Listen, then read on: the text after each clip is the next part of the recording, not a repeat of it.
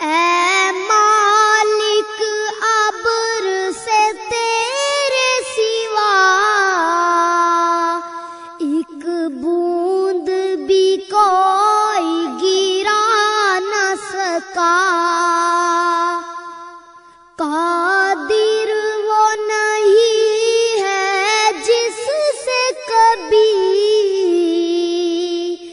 بن سکتی نہیں ایک مکھی بھی۔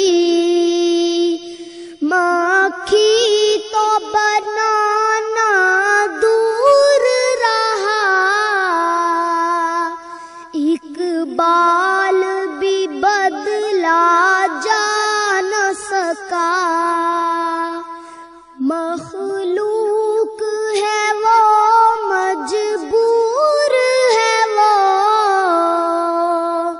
محکوم ہے وہ مختار نہیں۔ الحمد لله رب العالمين والصلاة والسلام على أشرف الأنبياء وسيد المرسلين نبينا وحبيبنا محمد وعلى آله وصحبه أجمعين، أما بعد.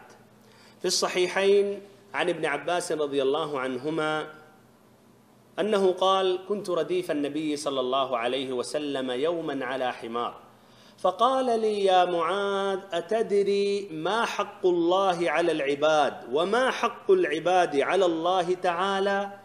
فقلت: الله ورسوله أعلم. قال: حق الله على العباد أن يعبدوه ولا يشركوا به شيئا، وحق العباد على الله تعالى ألا يعذب من لم يشرك به شيئا. قال معاذ: يا رسول الله، أفلا أبشر الناس؟ قال: لا تبشرهم فيتكلوا.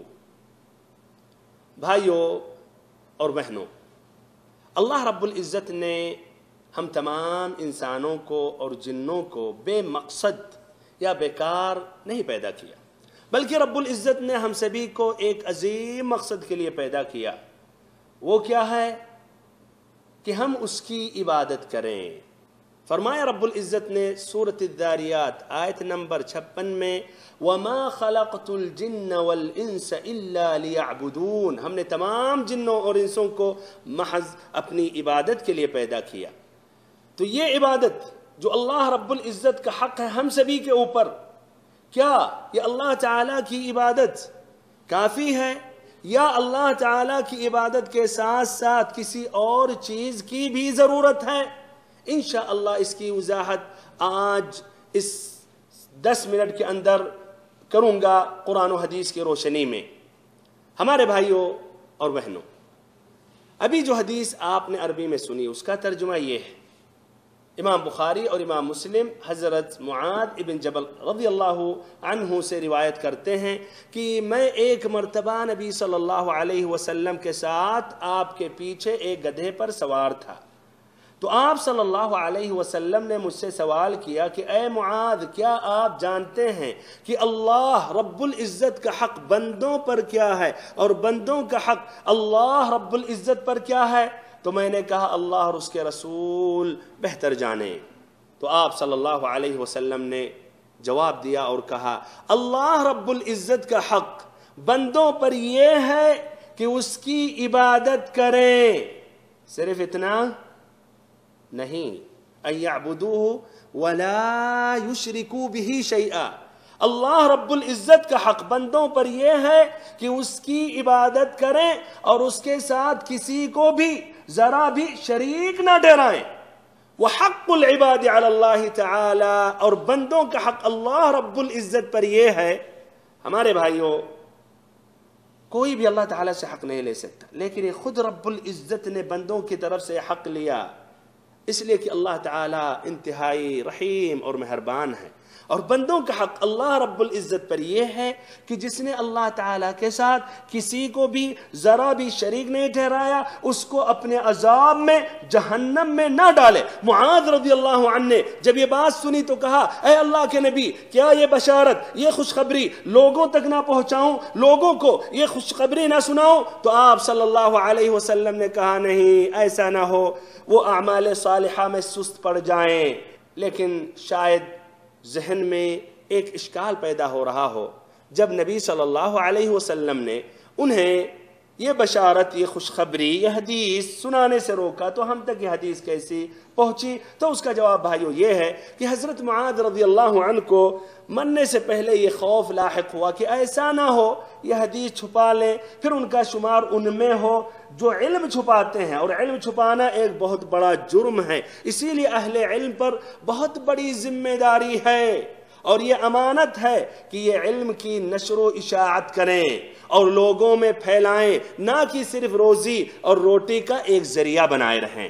ہمارے بھائیوں اور بہنوں، حدیث کی طرف ہم رجوع کر رہے ہیں جس میں ہے کہ اللہ تعالیٰ کا حق بندوں پر یہ ہے کہ اس کی عبادت کریں اور اس کے ساتھ کسی کو بھی ذرا بھی شریک نہ ٹھہرائیں۔ یہی لا الہ الا اللہ کا معنی ہے، اور قرآن مجید کی اس آیت کا یہی مفہوم ہے جو نماز کی ہر رکعت میں ہم اللہ تعالیٰ سے عہد کرتے ہیں، کہتے ہیں ایاک نعبد، کہ ہم صرف تیری ہی عبادت کرتے ہیں۔ اور ایسے ہی یہی تمام انبیاء کرام علیہم السلام کی دعوت کا خلاصہ اور لب لباب ہے۔ فرمایا رب العزت نے سورۃ النحل آیت نمبر 36 میں وَلَقَدْ بَعَثْنَا فِي كُلِّ أُمَّةٍ رَسُولًا، کہ ہم نے ہر امت میں، ہر بستی میں، ہر علاقے میں رسول بھیجا۔ اس رسول کی دعوت کس طرح شروع ہوئی؟ اس رسول نے کیا کہا؟ ان اعبدوا اللہ، کہ اللہ کی عبادت کرو، صرف اتنا نہیں، واجتنبوا الطاغوت، اور طاغوت کی عبادت سے بچو۔ ایسے ہی رب العزت نے سورۃ الانبیاء آیت نمبر 25 میں فرمایا وَمَا أَرْسَلْنَا مِن قَبْلِكَ مِن رَّسُولٍ إِلَّا نُوحِي إِلَيْهِ أَنَّهُ لَا إِلَهَ إِلَّا أَنَا فَاعْبُدُونِ، کہ ہم نے آپ صلی اللہ علیہ وسلم سے پہلے جتنے بھی رسول بھیجے سب کی طرف ہم نے اس بات کی وحی کی کہ لا الہ الا انا، میرے علاوہ کوئی بھی معبود برحق نہیں ہے، تو ہماری ہی عبادت۔ ایسے اللہ رب العزت نے سورۃ الاعراف، سورۃ ہود اور اس کے علاوہ بھی اور مقامات پر کئی نبیوں کا واقعہ تفصیلاً ذکر کیا، اور ہر نبی کا جب واقعہ رب العزت نے بیان کیا تو کہا ان نبی کی دعوت اس طرح شروع ہوئی، قال یا قوم اعبدوا اللہ ما لکم من الہ غیرہ، کہ اے ہماری قوم اللہ کی عبادت کرو، اس کے علاوہ تمہارا کوئی بھی عبادت کے لائق نہیں ہے۔ یہ کئی نبیوں کے بارے میں اللہ تعالیٰ نے ذکر کیا۔ ہمارے بھائیوں اور محترم ساتھیوں، نبی صلی اللہ علیہ وسلم بھی اس طرح 13 سال مکہ میں یہی لا الہ الا اللہ کی طرف دعوت دیتے رہے، اعبدوا اللہ ما لکم من الہ غیرہ۔ تو یہ تمام انبیاء کرام کی دعوت کہ اللہ کی عبادت کرو، غیر اللہ کی عبادت سے بچو۔ صرف یہ نہیں کہتے تھے کہ اللہ کی عبادت کرو، اس لیے کہ سبھی لوگ تقریباً اللہ کی عبادت کرتے ہیں، لیکن فرق مومن اور کافر یا منافق میں یہ ہے کہ مومن خالص صرف اور صرف اللہ کی عبادت کرتا ہے، لیکن جو کافر یا منافق ہوتا ہے وہ اللہ کی عبادت کے ساتھ غیر اللہ کی بھی عبادت کرتا ہے، اور یہ کام بھائیوں نہیں چل سکتا، اور یہ بات اس طرح شریعت میں اس کی اجازت یا گنجائش نہیں ہے۔ ایک اللہ کی عبادت کرنے کے ساتھ ساتھ یہ عقیدہ ہونا چاہیے کہ غیر اللہ کی عبادت جائز اور درست نہیں ہے۔ اور جو لوگ غیر اللہ کی عبادت کرتے ہیں اور اللہ تعالیٰ کی عبادت میں اوروں کو شریک کرتے ہیں، ان کے بارے میں اللہ تعالیٰ نے فرمایا سورۃ فاطر آیت نمبر 13 اور 14 میں ذَلِكُمُ اللَّهُ رَبُّكُمْ لَهُ الْمُلْكِ، کہ وہی اللہ ہے جو تمہارا پروردگار ہے، تمہارا پالنے والا ہے۔ وَالَّذِينَ تَدْعُونَ مِن دُونِهِ مَا يَمْلِكُونَ مِن قِطْمِيرٍ، اور جو اللہ تعالیٰ کے علاوہ اوروں کو پکارتے ہو وہ ایک قطمیر کے بھی مالک نہیں ہیں، ایک کھجور کی گھٹلی کے اوپر جو لفافہ ہوتا ہے اس کے بھی مالک نہیں ہیں۔ ان تدعوہم، اگر تم انہیں پکارو، لا يسمعوا دعاءكم، تمہاری دعا نہیں سن سکتے، تمہاری دعا نہیں سنتے، وَلَوْ سَمِعُوا، اور بالفرض اللہ تعالیٰ انہیں سنا دے، اللہ تعالیٰ ہر چیز پر قادر ہے، اگر انہیں سنا بھی دے وَلَوْ سَمِعُوا تو کیا جواب دے سکتے ہیں؟